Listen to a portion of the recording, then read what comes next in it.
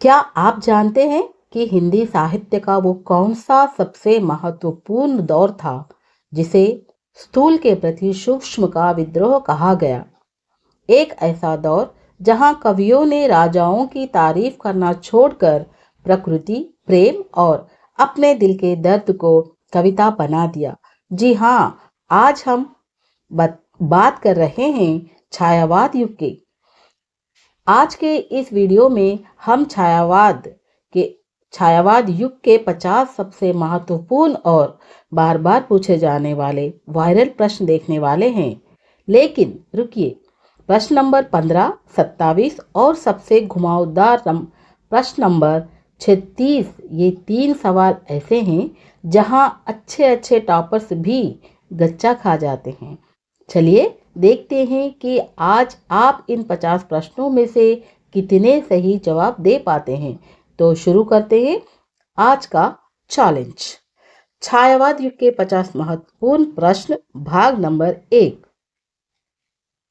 छायावाद युग की सर्वसामान्य समय अवधि क्या मानी जाती है?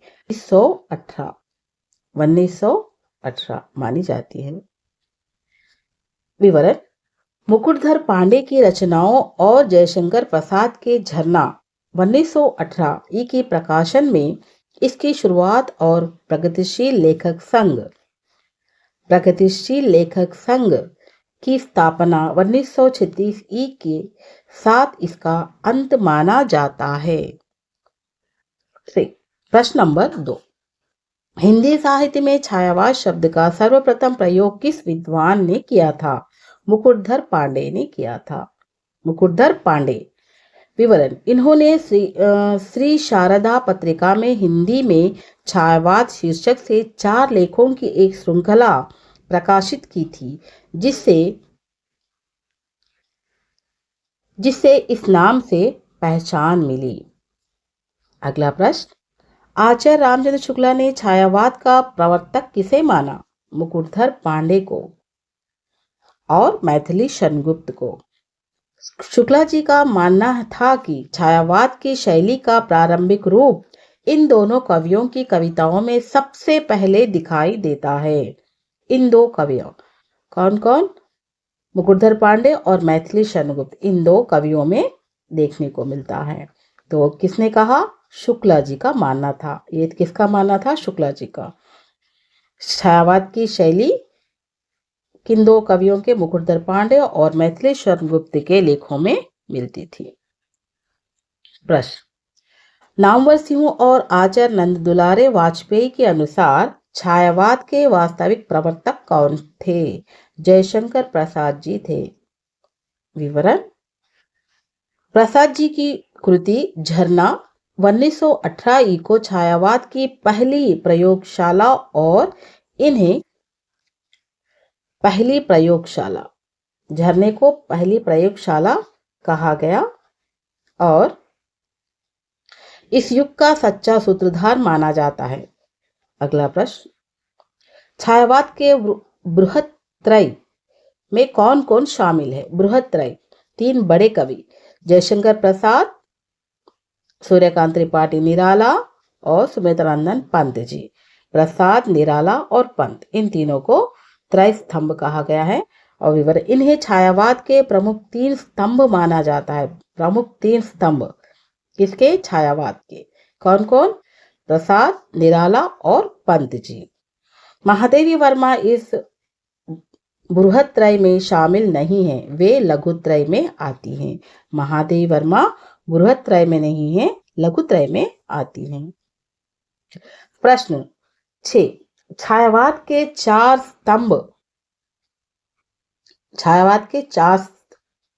स्तंभ, ब्रह्मा, विष्णु, महेश और शक्ति, किसे कहा जाता था? छायावाद के 4 स्तंभ प्रसाद, पंत, विष्णु, देखिए प्रसाद, ब्रह्मा, पंत, विष्णु, निराला, महेश और महादेवी वर्मा शक्ति। इस तरह इन्हें 4 स्तंभ माना गया था। प्रसाद को ब्रह्मा, पंत को विष्णु, निराला को महेश और महादेवी वर्मा को शक्ति के रूप में माना गया है। विवरण: कृष्णदेव झारी और अन्य आलोचकों ने इन चारों कवियों की काव्य विशेषताओं के आधार पर इन्हें इन देव उपाधियों से नवाजा था। कृष्णदेव झारी ने और अन्य आलोचकों ने इन्हें इस उपाधियों से नवाजा था। प्रश्न, छायावाद स्थूल के प्रति सूक्ष्म का विद्रोह, ये प्रसिद्ध परिभाषा किस आलोचक की है? डॉक्टर नगेंद्र जी की है। विवरण, डॉक्टर नगेंद्र के अनुसार द्विवेदी युग की सूखी उपदेशात्मकता स्थूल के खिलाफ छायावाद की कोमल और व्यक्तिगत भावनाएं सूक्ष्म एक बड़ी क्रांति थी। यह था विवरण। प्रश्न नंबर 8, आचार्य रामचंद्र शुक्ला ने छायावाद को मुख्य रूप से क्या नाम दिया या किस शैली के अंतर्गत रखा है? इसका उत्तर है रहस्यवाद और मधुकरी पद्धति में रखा, चित्र भाषा की शैली में। विवरण, शुक्ला जी ने छायावाद को बंगाली साहित्य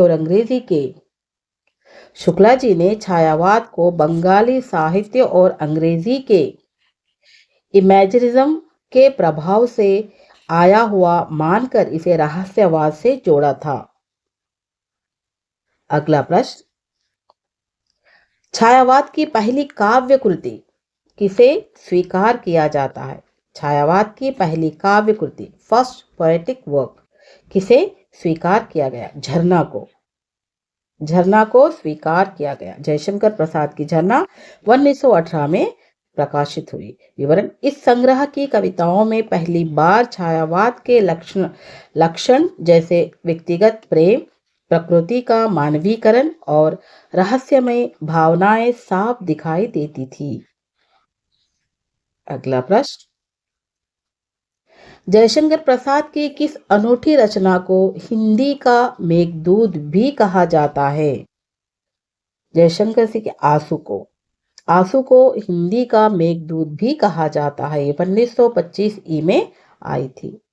विवरण, यह 133 छंदों का एक श्रेष्ठ विरह काव्य स्मृति काव्य है, जिसमें कवि ने अपने निजी विरह को विश्व कल्याण की भावना में बदल दिया। कवि ने क्या किया? अपने विरह को विश्व कल्याण की भावना में बदल दिया। अगला प्रश्न, खड़ी बोली हिंदी का सबसे महान और अंतिम महाकाव्य कौन सा है माना जाता है, जो छायावाद का मुकुटमणि है? कामायनी को माना जाता है और यह है जयशंकर प्रसाद जी की 1935 में। इसका विवरण, इसमें 15 सर्ग है। चिंता से आनंद तक ये मनु और श्रद्धा के माध्यम से मानव सभ्यता के विकास और समस्ता दर्शन की व्याख्या करता है। अगला प्रश्न, कामायनी महाकाव्य को मानव चेतना का महाकाव्य और नए युग का काव्य किसने कहा? आचार्य नंद दुलारे वाजपेयी ने कहा। विवरण, वाजपेयी जी छायावाद के सबसे बड़े समर्थक आलोचक थे। उन्होंने कामायनी को आधुनिक युग का सर्वश्रेष्ठ आध्यात्मिक और मानसिक महाकाव्य माना। सूर्यकांत त्रिपाठी निराला का जन्म कहाँ हुआ था, जिसके कारण उनकी भाषा पर बंगाली का गहरा प्रभाव पड़ा? इनका जन्म महिषादल राज्य के मेदिनीपुर में पश्चिम बंगाल में हुआ था। विवरण, हालांकि इनका मूल परिवार उन्नाव उत्तर प्रदेश का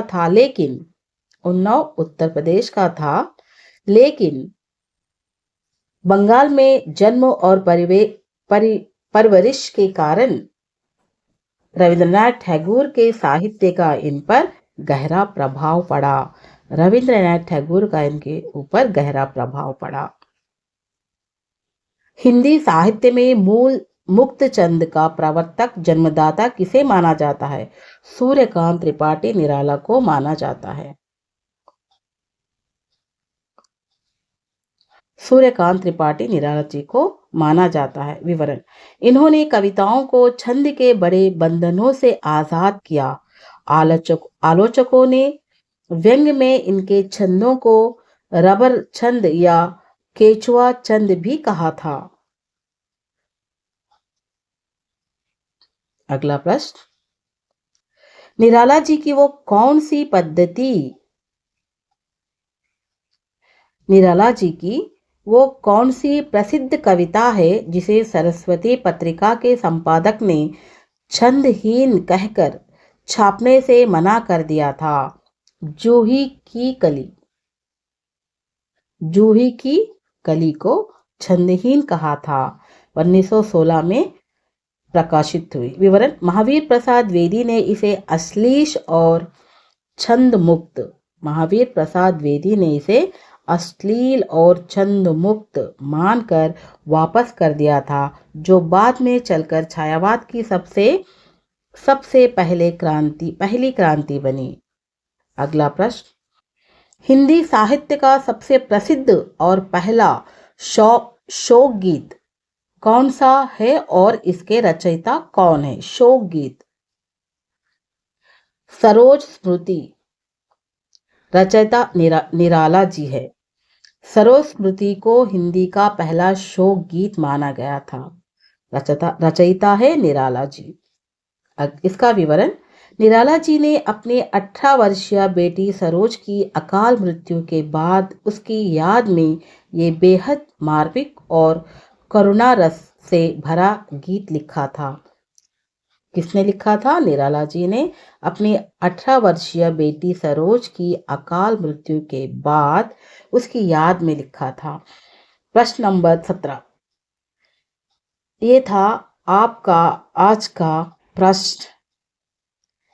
तो देखिए, इस प्रश्न को अच्छी तरह समझे और याद रखिए, क्योंकि ये प्रश्न बार बार एग्जाम में पूछे जाते हैं।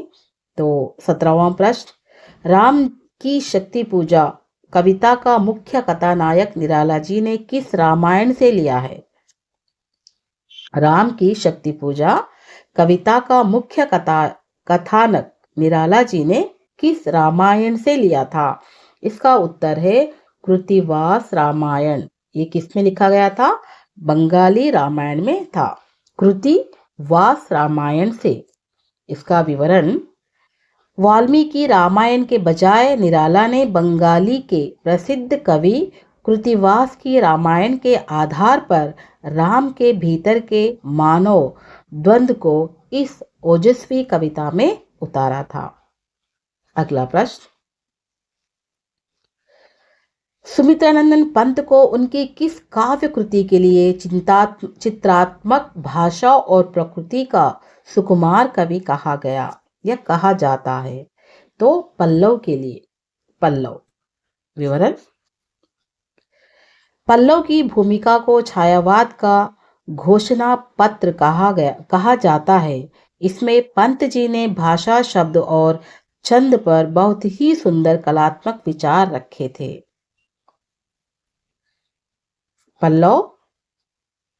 पल्लव को छायावाद का घोषणा पत्र।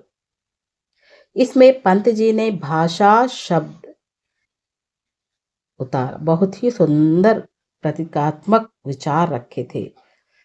तो अगला प्रश्न: हिंदी साहित्य का प्रथम ज्ञानपीठ पुरस्कार किस कवि को और किस रचना पर मिला था? सुमित्रानंदन पंत को उनकी कृति चिदंबरा पर मिला था। सुमित्रानंदन पंत को उनकी कृति चिदंबरा पर मिला था। ज्ञानपीठ पुरस्कार कब मिला था? 1968 में। पंत जी छायावाद के बाद प्रगतिवाद और अरविंद दर्शन की ओर मुड़ गए थे। पंत जी छायावाद के बाद प्रगतिवाद और अरविंद दर्शन की ओर, अध्यात्मक की ओर मुड़ गए थे। चिदंबरा उनके उत्तरकालीन विचारों का एक श्रेष्ठ संकलन है। चिदंबरा। अगला प्रश्न: छायावाद की आधुनिक मीरा किसे कहा गया? छायावाद की आधुनिक मीरा महादेवी वर्मा को कहा गया। विवरण: इनके काव्यों में मीराबाई जैसी ही गहरी वेदना, विरह और उस अज्ञात प्रियतम के प्रति अनन्य समर्पण देखने को मिलता था। किसकी तरह? मीराबाई के तरह ही गहरी वेदना, विरह और अज्ञात प्रियतम के यानी कि ईश्वर के प्रति अनन्य समर्पण देखने को मिलता था। इसीलिए सुमित्रा नंदन पंत। उत्तर है इसका महादेवी वर्मा जी।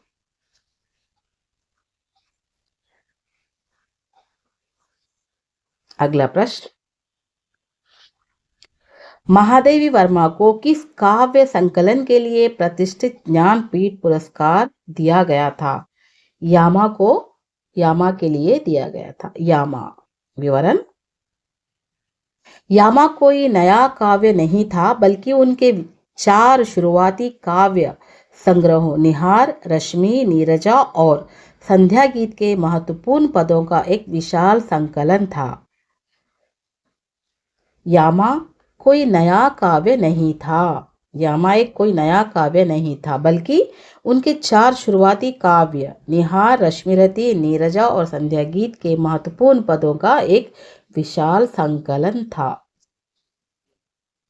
अगला प्रश्न, मैं नीर भरी दुख की बदली, यह अमर और करुणा पंक्ति महादेवी वर्मा की किस कविता से ली गई? मैं नीर भरी दुख की पंक्ति, मैं नीर भरी दुख की बदली, ये अमर और करुणा पंक्ति महादेवी वर्मा की किस कविता से ली गई? संध्या गीत से ली गई। संध्या गीत। यह पंक्ति महादेवी जी के संपूर्ण जीवन दर्शन और उनके अंतर्मन की सघन वेदना को बहुत ही खूबसूरती से व्यक्त करती है संध्या गीत में। इसीलिए। अगला प्रश्न, जयशंकर प्रसाद का मूल उपनाम क्या था, जिससे वे काशी में प्रसिद्ध थे और शुरुआत में ब्रजभाषा में लिखते थे? कलाधर और झारखंडी। विवरण: बचपन में इन्हें झारखंडी कहा जाता था और साहित्य जगत में इन्होंने कलाधर उपनाम से ब्रजभाषा की सवैया और कविताएं लिखना शुरू किया था। अगला प्रश्न, प्रसाद जी पुष्टमार्ग या वैष्णव नहीं थे, वे किस दार्शनिक मत के अनन्य अनुयायी थे जिसका प्रभाव कात्यायनी पर साफ दिखता है? कश्मीर शैव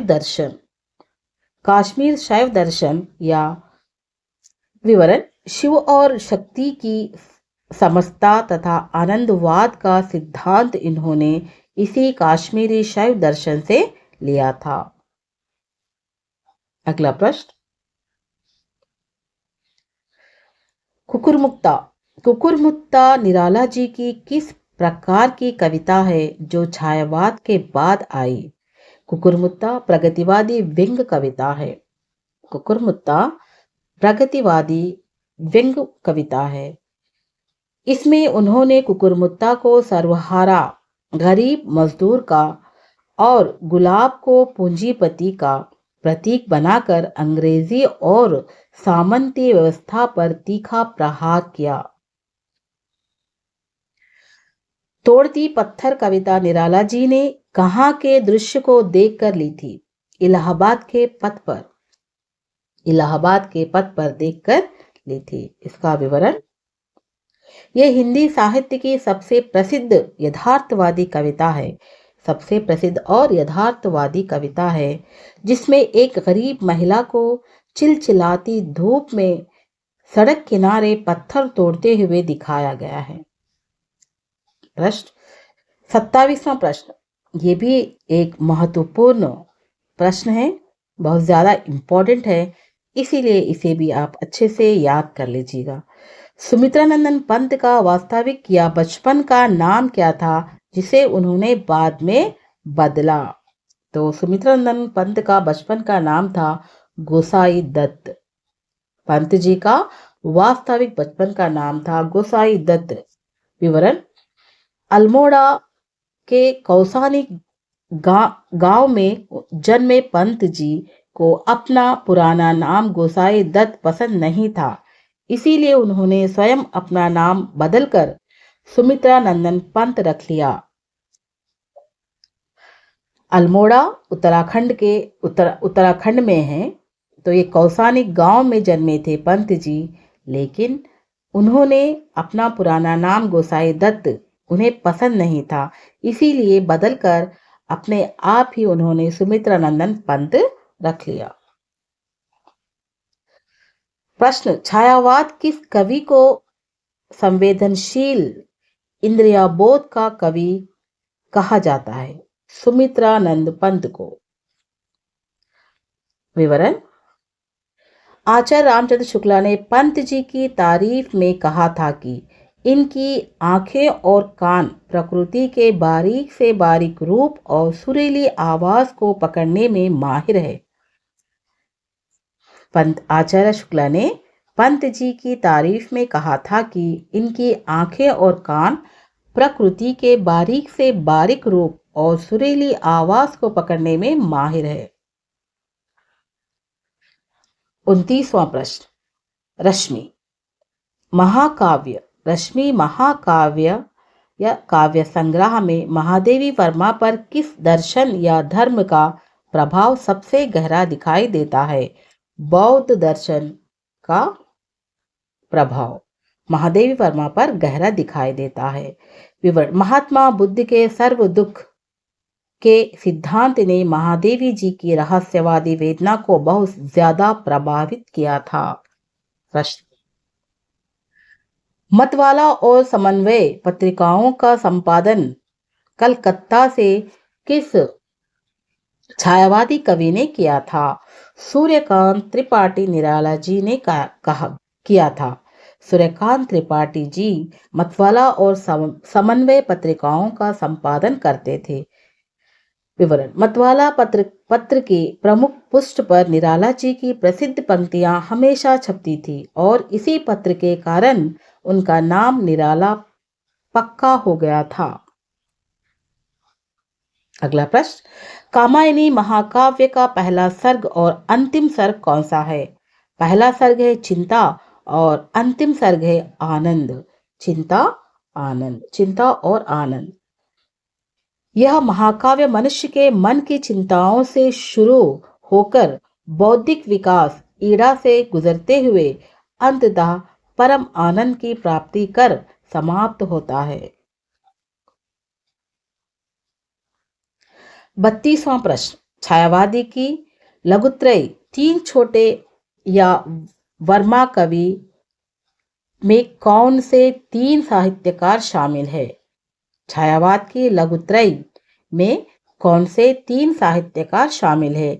महादेवी वर्मा, रामकुमार वर्मा और भगवती चरण वर्मा। महादेवी वर्मा, रामकुमार वर्मा और भगवती चरण वर्मा शामिल है। इन तीनों के नाम में अंत में वर्मा आता है, इसीलिए आलोचकों ने इन्हें छायावाद की लघुत्रय या वर्मात्रय का नाम दिया है। लघुत्रय या फिर वर्णात्रय का नाम दिया है, वर्णत्रय। अगला प्रश्न, उच्छ्वास और ग्रंथि सुमित्रानंदन पंत जी की किस प्रकार की काव्य रचनाएं हैं? शुरुआती छायावादी काव्य रचनाएं हैं। 1920 ई। विवरण, इन लघु काव्यों में पंत जी ने प्रेम की असफलता और प्रकृति के एकांत वातावरण के प्रति अपनी भावुकता को प्रकट किया था। प्रश्न नंबर 34, परिमल और गीतिका किस महान कवि के प्रसिद्ध छायावादी काव्य संग्रह है? परिमल और गीतिका। सूर्यकांत त्रिपाठी निराला के प्रसिद्ध छायावादी काव्य संग्रह है। सूर्यकांत त्रिपाठी निराला जी के। विवरण, परिमल 1930 ई में उनकी प्रसिद्ध कविताएं जैसे बादल राग, भिक्षुक और संध्या सुंदरी संकलित है। प्रश्न नंबर 35, छायावाद के पीछे निश्चित रूप से एक दार्शनिक पृष्ठभूमि है। यह विचार किस समीक्षक का है? डॉक्टर शांतिप्रिया द्विवेदी का है। डॉक्टर शांतिप्रिया द्विवेदी का। विवरण: इन्होंने छायावाद को उपनिषदों के अद्वैतवाद और भारतीय अध्यात्म का आधुनिक साहित्यिक रूप माना था। प्रश्न नंबर 36। जयशंकर प्रसाद की कामायनी में मुख्य 3 पात्र मनु, श्रद्धा और ईड़ा क्रमशः किसके प्रतीक है? कामायनी के मनु मन का और श्रद्धा हृदय का और ईड़ा बुद्धि का प्रतीक है। मनु मन का प्रतीक है, श्रद्धा हृदय का प्रतीक है और ईड़ा बुद्धि का प्रतीक है। विवरण: यह एक रूपक काव्य है। प्रसाद जी ने दिखाया है कि जब तक मनुष्य मन और बुद्धि के पीछे भागेगा, दुखी रहेगा। सुख केवल हृदय से मिलता है। अगला प्रश्न: गीत गुंज और अर्चना निराला की किस काल की रचनाएं हैं? गीत गुंज उनके अंतिम काल की, निराला की अंतिम काल की रचनाएं हैं। अंतिम काल की रचनाएं हैं। भक्ति और दार्शनिक रचनाएं: जीवन के अंतिम दिनों में विक्षिप्तता और घोर गरीबी के दौर में निराला जी ईश्वर की भक्ति और दार्शनिक गीतों की रचना की ओर मुड़ गए थे। अगला प्रश्न: सुमित्रानंदन पंत की किस रचना को छायावाद की अंतिम रचना या उसका अवसान माना जाता है? गुंजन या युगांत? गुंजन और युगांत को। विवरण: युगांत का अर्थ ही है एक युग का अंत। इसके माध्यम से पंत जी ने खुद घोषणा की कि अब छायावाद का समय समाप्त हो गया है और प्रगतिवाद की शुरुआत हो रही है। अगला प्रश्न: दीप शिखा काव्य संग्रह की सबसे बड़ी कलात्मक विशेषता क्या है? दीप शिखा काव्य संग्रह की सबसे बड़ी कलात्मक विशेषता क्या है? महादेवी वर्मा द्वारा बनाए गए रेखा चित्र। विवरण: महादेवी जी एक उत्कृष्ट चित्रकार भी थी। इस संग्रह के हर गीत के साथ उन्होंने एक सुंदर प्रतीकात्मक चित्र खुद बनाकर लगाया था। अगला प्रश्न: छायावाद के समानांतर चलने वाली राष्ट्रीय सांस्कृतिक काव्यधारा के सबसे प्रमुख कवि कौन थे? माखनलाल चतुर्वेदी। उपनाम: एक भारतीय आत्मा। माखनलाल चतुर्वेदी का एक उपनाम है भारतीय आत्मा, एक भारतीय आत्मा। चित्र। विवरण: जहां छायावादी कवि व्यक्तिगत प्रेम लिख रहे थे, वहीं माखनलाल चतुर्वेदी, सुभद्रा कुमारी चौहान और बालकृष्ण शर्मा नवीन देश की आजादी के लिए ओजस्वी कविताएं लिख रहे थे। पुष्प की अभिलाषा अमर कविता के लेखक कौन हैं? माखनलाल चतुर्वेदी। माखनलाल चतुर्वेदी जी है। पुष्प की अभिलाषा: चाह नहीं मैं सुरबाला के गहनों में गूंथा जाऊं। बिलासपुर जेल में बंद रहने के दौरान उन्होंने एक फूल की इच्छा के माध्यम से देश के शहीदों के प्रति सम्मान व्यक्त करने वाली ये बेजोड़ कविता लिखी थी। छायावाद युग के भीतर हालावाद की शुरुआत करने का श्रेय किसे जाता है? हरिवंश राय बच्चन को जाता है। हरिवंश राय बच्चन, अमिताभ बच्चन के पिता। छायावाद युग के भीतर हालावाद की शुरुआत करने का श्रेय हरिवंश राय बच्चन जी को जाता है। विवरण: फारसी कवि अमर खय्यूम की रुबाइयों से प्रभावित होकर बच्चन जी ने मधुबाला और मधुकलश लिखकर पूरे देश को झूमने पर मजबूर कर दिया था। प्रश्न नंबर 43।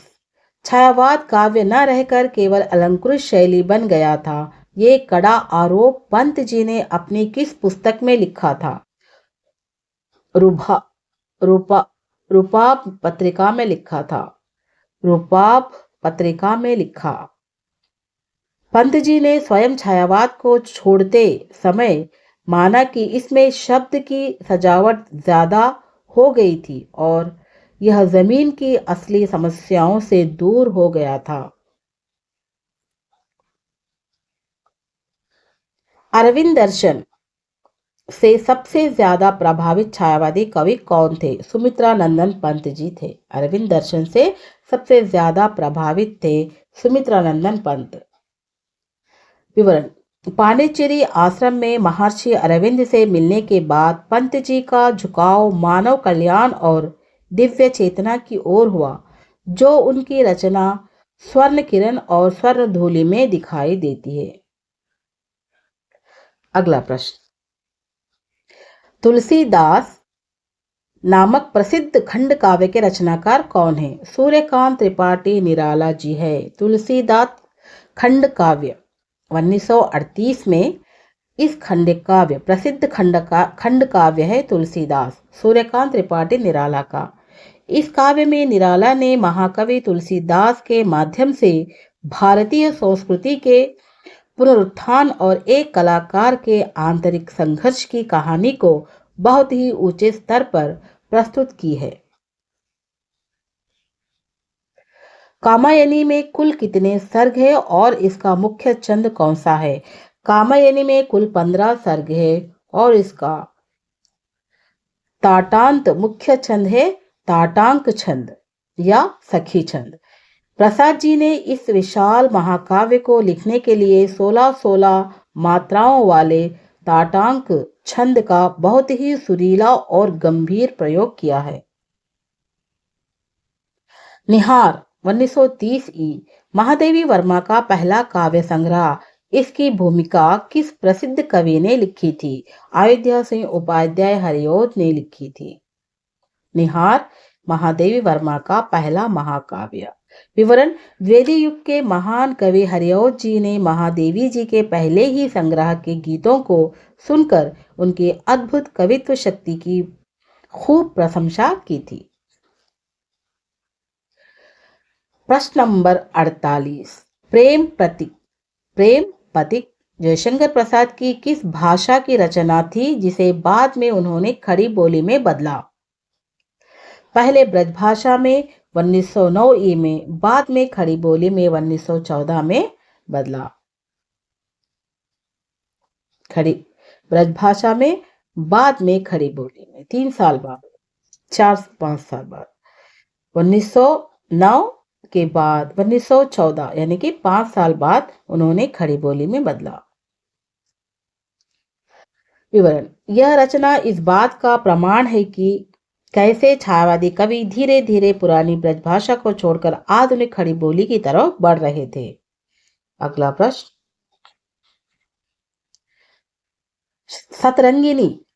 शतरंगिनी और खद्दर के फूल किसकी प्रसिद्ध रचनाएं हैं जो छायावाद काल के दौरान लिखी गई थी? हरिवंश राय बच्चन जी की हैं। हरिवंश राय बच्चन जी की हैं। खद्दर के फूल सुमित्रानंदन पंत के साथ मिलकर लिखी गई थी।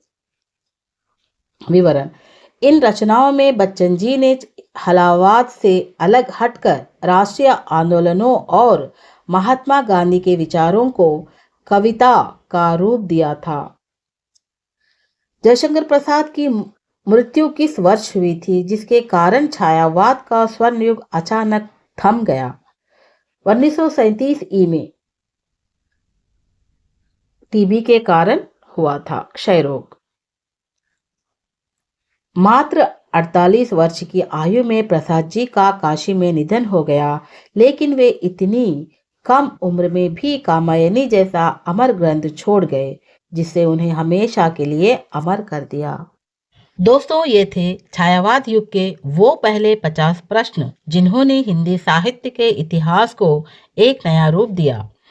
अब पूरी ईमानदारी के साथ अपने स्कोर को नीचे कमेंट बॉक्स में शेयर कीजिए कि आज 50 में से आपके कितने सवाल सही हुए। आज का सरप्राइज चैलेंज क्वेश्चन ये है कि छायावाद की आधुनिक मीरा किसे कहा जाता है? इसका जवाब तुरंत नीचे कमेंट बॉक्स में लिख कर दीजिए।